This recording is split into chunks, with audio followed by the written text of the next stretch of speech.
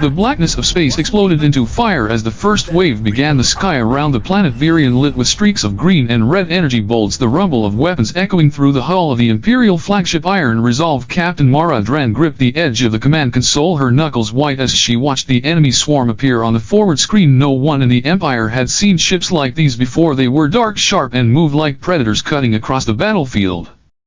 With unnatural speed, they had no markings, no signal, no demand. They just arrived and attacked without warning. The crew shouted orders across the bridge, voices overlapping, alarms blaring. A damage report officer yelled that the starboard defense batteries were gone in the first minute. Another voice cried out about a breach in Deck 12. The battle was chaos outside. The massive Imperial fleet fought back with everything they had. Dreadnoughts unleashed heavy cannons, frigates darted in and out of the fight. Smaller fighters swarmed between them, trying to find a weakness, but the enemy was everywhere like shadows that could not be trapped. The sound of metal tearing carried through the comms as one Imperial destroyer split in two, sending its crew spinning into the void. Mara's heart pounded. Her eyes darted between the tactical display and the reality on the view screen, her mind screaming to think faster, to decide quicker. They had been told the enemy was strong, but no one had said they would be this fast, this ruthless. Every second another Imperial ship vanished in flames. Still the fleet fought on. Admiral Jorik, the commander of the entire operation, stood behind her, calm but cold, his voice cutting through the panic. Keep firing, keep pressure, do not let them regroup. Mara relayed the orders, her own voice steady even though fear scratched at her throat. Then something strange happened. The enemy slowed. They stopped firing one by one. Their ships pulled back, forming a perfect wall in space.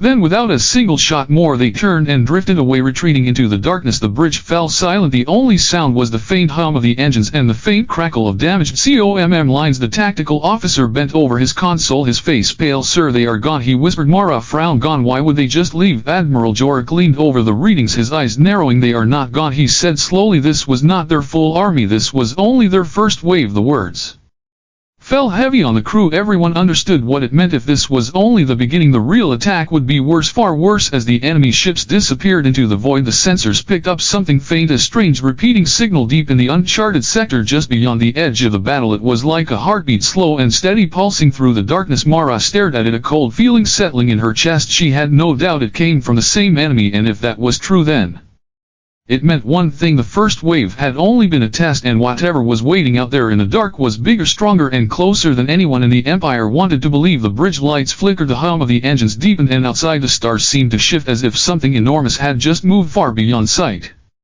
The signal kept pulsing in the dark, a slow, steady rhythm that felt almost alive. Every 5 seconds a faint burst of energy touched the Imperial sensors like the beat of a hidden heart. Captain Mara Dran could not look away from the holographic display. The pattern was hypnotic but wrong. It was not random, it was too precise. The bridge crew worked in tense silence. Admiral Jorik stood like a statue behind her, his eyes locked on the readings. Mara asked the comms officer to trace the source, but the officer shook his head. Whatever it is, Captain, it is deep, far beyond our long-range scan range. We only catch fragments. The enemy was gone, but the sense of danger had not left. If anything, it was worse. The silence after the battle felt heavier than the fight itself. Outside, debris floated across the void, twisted metal glowing faintly from the heat of battle. Lifeless bodies drifted between shattered hulls. The rescue crews moved quickly, but Mara knew they could not save everyone. The Imperial fleet had lost more than ships today. They had lost the illusion that they understood their enemy. Hours later, the fleet regrouped around Virion. The wounded planet burned below, entire cities swallowed by firestorms. The governor of Virion appeared on the main screen, his voice trembling as he spoke to the admiral. They only fought you for an hour and they left us like this. What will happen when they come back? Admiral Jorik gave no comfort. We prepare, he said, his tone flat. We prepare for the real army. Mara was ordered to take a small task force to investigate the source of the signal. It meant leaving the safety of the main fleet and heading into uncharted space. The thought made her uneasy, but orders were orders. 3 ships left formation, the Iron Resolve in the lead, 2 smaller escort frigates behind. They traveled for hours deeper into the black past, known star maps into sectors no Imperial chart had ever touched. The signal grew stronger each hour, but its rhythm never changed, steady, unending. A whisper in the dark. Mara sat in her command chair, watching the emptiness beyond the view screen. It felt like the stars themselves were holding their breath. Then, without warning, the escort frigate on the left went dark. One moment it was their lights, engines, weapons all alive. The next it was a dead shadow drifting. Mara's comms officer shouted that the ship was unresponsive. No distress call, no systems online, sensors showed nothing, no impact, no attack, just silence. Mara ordered the other escort to Hold position as they scanned, but before they could react the dark frigate vanished from the screen. Sensors showed empty space as if it had never existed. The remaining crew stared in disbelief. Mara's hands clenched the arms of her chair. Something was hunting them and it was invisible. The signal still pulsed calm and steady as if mocking their fear. Then it changed. 1 beat, 2 beats, then silence. It had stopped. The void around them felt thicker, colder, as if something massive waited just beyond. Sight. The tactical officer's voice cracked. Captain, we have movement. Multiple objects heading this way fast. Mara's heart raced as the view screen flickered. Shapes emerged from the dark. At first they looked like asteroids tumbling silently, but then they shifted, their surfaces cracking open to reveal glowing eyes and jagged metallic limbs. They were not ships, they were something else, something alive and built for war. The crew froze, staring as the things closed in. Mara ordered, weapons free. The iron resolve fired. The escorts joined in, energy bolts tearing into the void. The creatures moved unnaturally fast, twisting, dodging some shots, taking others without slowing. As they came closer, Mara realized with a sinking feeling that these were not the real enemy either. They were hunters, scouts meant to clear the way for something bigger, and if these creatures were here, then the real army was closer than anyone imagined. Far out in the darkness beyond where human eyes could see, the void shifted again as something enormous began to move. The void rippled like a black ocean as the enormous shape moved into view. At first it was only a shadow blotting out the stars behind it, but then lights appeared along its surface, lines of faint red burning in the dark. Captain Mara Dran stared at the screen, her chest tight, her mind refusing to accept what she was seeing. The thing was so large it did not look like a ship, it looked like a piece of the night sky itself, breaking away and drifting toward them. The scouts that had attacked moments ago pulled back, scattering into the darkness like insects fleeing their master. The iron resolve sensors struggled to measure the size of the object. It was beyond the scale of any known vessel. The readings kept climbing, past kilometers, past tens of kilometers, past hundreds. The tactical officer's voice trembled. Captain, we are looking at something the size of a small moon. Mara could not speak. The thing's surface was jagged and shifting as if it were made of living metal. Massive structures like towers rose and fell across its skin, and between them were openings that glowed faintly as if hiding something powerful inside. Admiral Jorik's voice came through the COMM, cold and sharp. Iron resolve, retreat at once. You are too close. Mara hesitated, her instincts screaming to run, but her mind desperate to know more. Then the signal returned, slow, steady, but deeper now, like a drum beat shaking the hull. The Shadow Armada had arrived, sensors lit up with dozens, then hundreds of new contacts all around them, ships emerging from the dark, shaped like nothing the Empire had ever built. Each one moved with the same precision they had seen in the first wave, but now there were more, far more. The fleet spread out surrounding the iron resolve, cutting off every path of escape. The remaining escort frigate fired first, energy bolts lighting the void, but the shots simply bent away from the nearest enemy ship as if the space around it had warped. The return fire came a second later, a single blast so bright it turned the bridge white. For an instant when the light faded, the escort was gone, only fragments spinning in the emptiness. Mara's crew froze in place, knowing they could be next. Then a sound unlike anything they had ever heard filled the comms, a voice, but not a human one. It was deep, layered with tones that seemed to come from the bones rather than the ears. The translation systems struggled to keep up, but one phrase came through clearly: this is only the beginning. The words echoed in Mara's head. She could feel their weight. The first wave had been nothing, the scouts had been nothing, this armada was the real threat. And even as she tried to think of a way out, more signals appeared on the sensors, dozens more, larger than the moon-sized ship they had first seen. The dark was filling with an army so vast it made the Empire's greatest fleets look like toys. A cold realization gripped her chest. They were not here to fight a battle, they were here to claim the galaxy. The bridge shook as the first impact hit the iron resolve systems, screamed warnings. Mara ordered evasive maneuvers, but the enemy ships moved like predators, matching their every turn. The Shadow Armada was closing in, and there was nowhere left to run.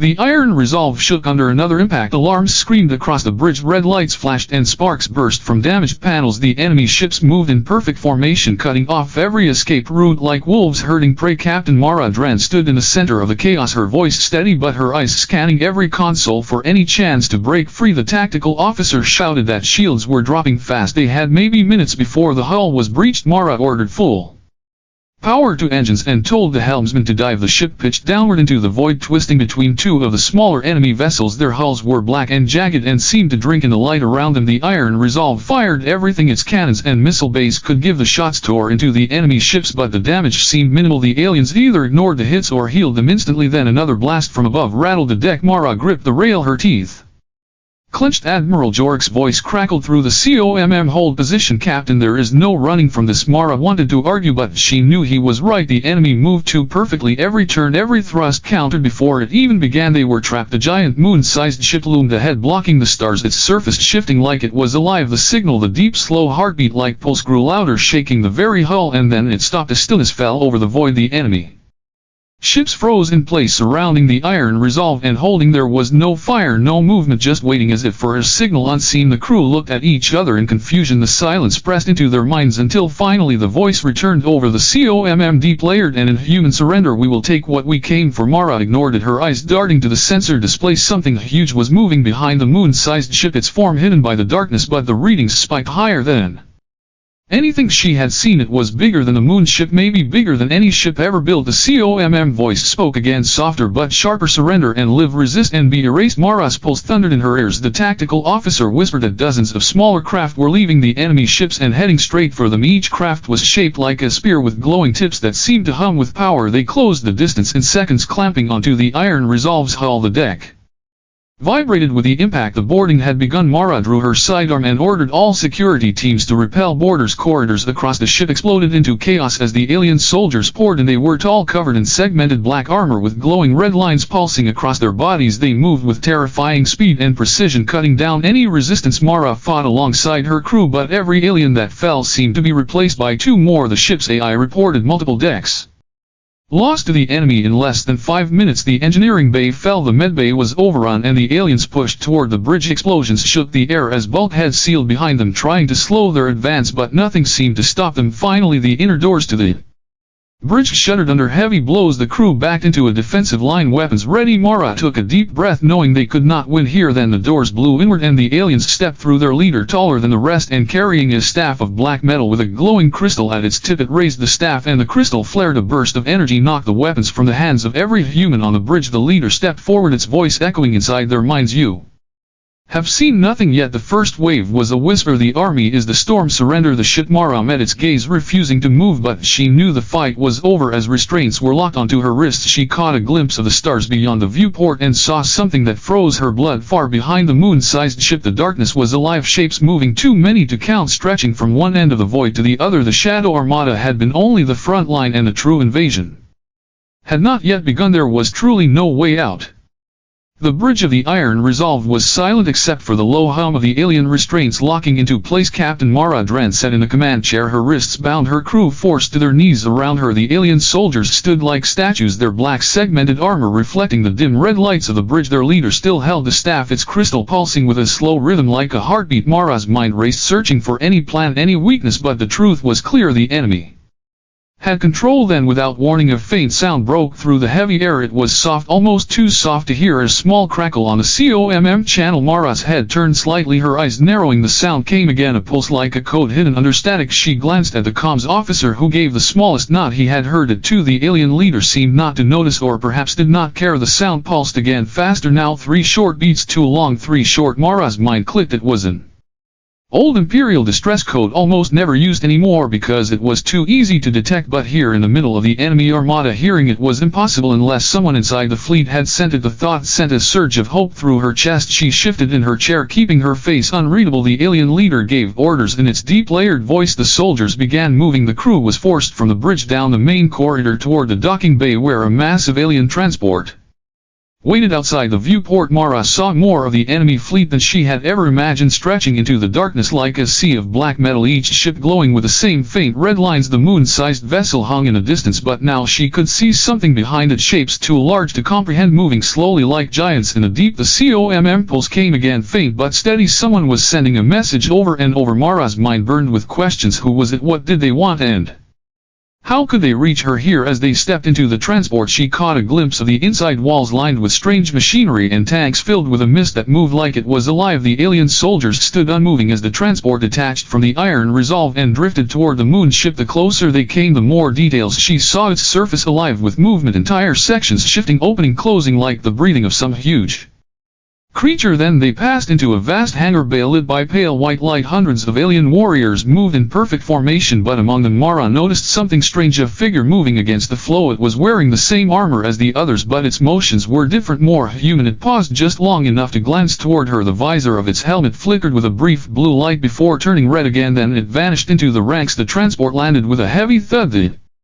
prisoners were marched out into a long corridor filled with that same pale light. The air was colder here. The walls pulsed faintly as if alive. The pulse on the COMM had stopped, replaced by an empty static. Mara's hope wavered, but then as they rounded a corner the blue light flickered again, this time from a panel on the wall. It flashed 3 short 2 long 3 short, the same code. The resistance signal was real. Someone was inside the heart of the enemy fleet and they were reaching for her. The question was whether she could reach back before the enemy learned she was listening.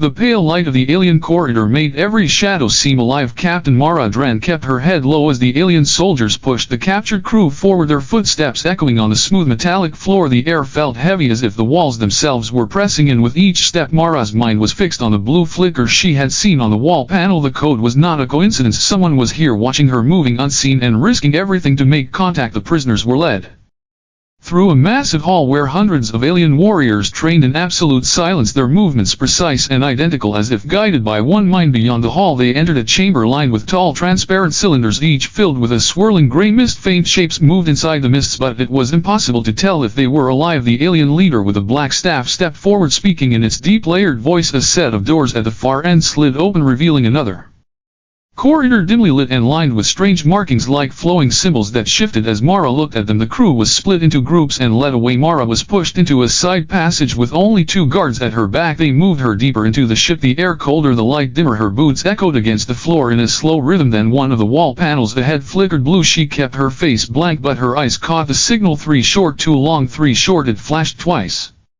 before going dark. Her pulse quickened. The guards paid no attention. Finally they stopped at a small chamber barely large enough for a table and 2 chairs. The guards pushed her inside and sealed the door. She was alone, except she wasn't. From the far corner of the room a figure stepped into the light wearing the black segmented armor of the enemy fleet, but the helmet came off, revealing a human face. The man looked older than Mara remembered, his dark hair streaked with gray, his eyes sharp and calculating. Captain Dran, he said, his voice low and urgent. You don't have much time. She froze. Lieutenant Kale, you're supposed to be dead. Kale gave a faint smile. Almost was, he said, but they captured me months ago. I've been inside ever since, working in their systems, listening, learning, waiting. Mara stepped closer, every part of her screaming to ask 100 questions, but Kale raised a hand. No time. The guards think this is an interrogation. I only have minutes. He tapped a small device on his wrist, projecting a faint map of the alien ship, lines of red showing sealed areas, lines of blue showing open passages. At the center was a pulsing white point. This is their control nexus, he said. Not a bridge, not an engine room, something else. It's where they link their minds together. Every ship, every soldier connected through it. If we destroy it, the fleet will lose its coordination. Mara's breath caught. That would give the Empire a chance. Kale nodded. But it's not easy. The Nexus is guarded by something they call the Warden. I've only seen it once and I don't want to see it again. Mara looked at the map, memorizing the path. How do we get there? Kale hesitated. We don't, not yet. The fleet is moving somewhere big. They call it the Harvest. Once they start, we'll have one chance to move without being noticed. I can get you and maybe 2 others into the Nexus, but we have to survive until then. Footsteps sounded outside the door. Kale shoved the helmet back on, stepping into the shadows. A moment later the guards returned, their red glowing eyes sweeping the room. One barked something in the alien language and motioned for Mara to stand. She walked past without looking back, but she felt Kale's presence in the shadows and the unspoken promise in his words. They had one chance to break the heart of the enemy, and it was coming soon, too soon.